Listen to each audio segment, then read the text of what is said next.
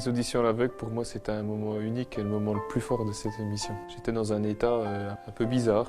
Je ne sais pas si c'était le fait peut-être d'être impressionné ou faire quelque chose de nouveau. La brume viendra dans sa robe blanche. J'ai fait ma chanson sans trop regarder ce qui se passait. C'est plus à la fin que j'ai réalisé avec le public et tout.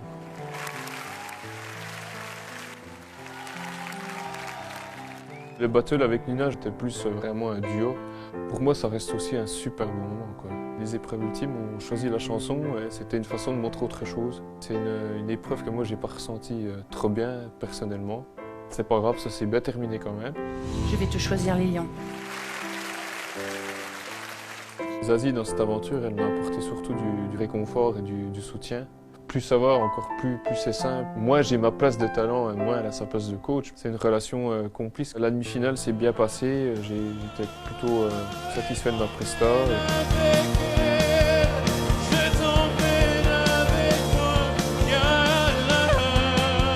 Bizarrement, même si c'était au port de la finale, moi, un peu moins de pression du fait que j'étais sur la tournée.